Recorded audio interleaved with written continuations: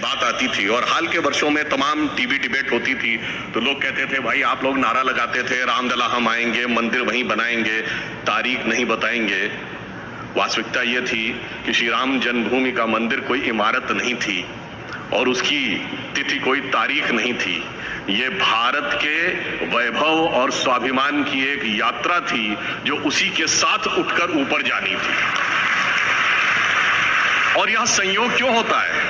आप याद करिए, जब श्री रामलला विराजमान दिसंबर 1949 में यहां अयोध्या की भूमि पर प्रकट हुए थे तो उनकी सर्वप्रथम पूजा किसने की थी? महंत दिग्विजयनाथ जी ने। 1980 के दशक में 85, 86, 87 में जब श्री राम जन्मभूमि आंदोलन प्रारंभ हुआ तो उसकी सर्वप्रथम अध्यक्ष कौन थे? महंत अवैधनाथ जी।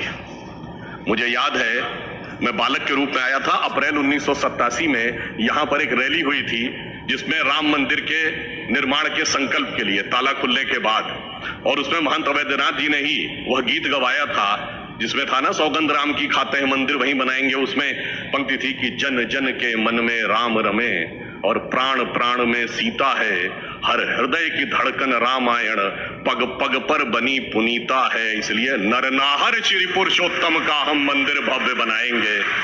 और जब मंदिर का शिलान्यास हुआ तो हमारे मुख्यमंत्री कौन थे? योगी आदित्यनाथ जी। अब मानिए तो महज संयोग है और गहराई से देखिए तो दैव योग है, सूक्ष्म दृष्टि से देखिए। तो मैं यह भी कहना चाहता हूं कि आज जब इस जगह पे हम एकत्र हैं और महर्षि जी का यह कार्यक्रम, अभी देखिए अजय प्रकाश जी ने क्या कहा, जय गुरुदेव। भारत की परंपरा क्या परंपरा कहलाती है? गुरु शिष्य परंपरा, पिता पुत्र परंपरा नहीं होती। इसीलिए जब हम पूजा करते हैं और हाथ में जल लेते हैं तो पंडित जी संकल्प दिलाने के क्या कहते हैं? पहले अपना नाम लीजिए, अगला वाक्य क्या होता है? ये नहीं होता अपने पिता या बाप का नाम लीजिए, अपने गोत्र का नाम लीजिए। यानी परंपरा क्या है?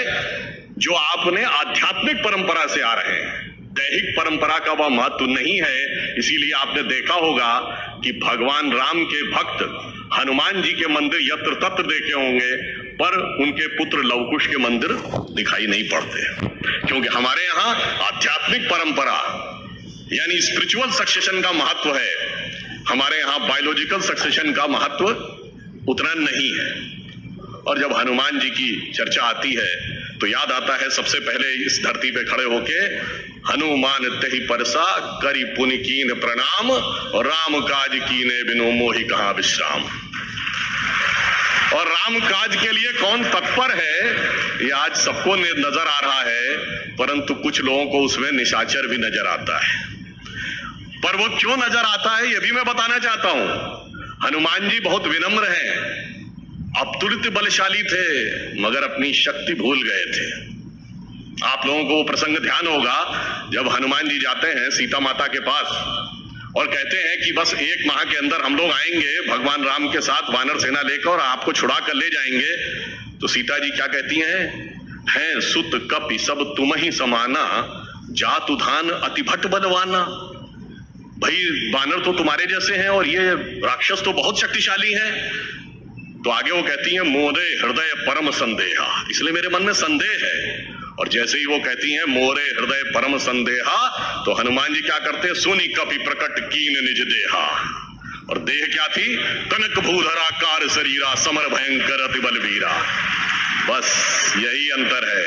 हनुमान जी का वह विराट तेजस्वी स्वरूप जो समाज में चेतना, एक विराट तेजस्वी चेतना, प्रखर चेतना उभर कर सामने आ रही है। कुछ लोग नहीं चाहते कि वो चेतना सामने आए, क्योंकि हनुमान जी के समान जो समाज अपनी चेतना की शक्ति भूला हुआ था, विस्मृत थी, वो क्रमशः याद आती जा रही है। इसलिए उन लोगों को यह निशाचर नजर आ रहा है। पर काल नेमी कौन है सबको पता है। काल नेमी के चक्कर में जो पड़ जाता है तो उबरे ही अंत न होई निबाहु, काल नेमी जिम कर रावण राहु। तो उसका उबरना नहीं हो पाता और आपने देखा बहुत से लोग गए तो उबर नहीं पाए। अब मैं ये कहना चाहूंगा कि महर्षि महेश योगी जी की एक पुस्तक जिसको कि आपने प्रेजेंटेशन में भी देखा होगा, उनकी स्वयं की लिखी हुई पुस्तक है science of being and art of living. यानी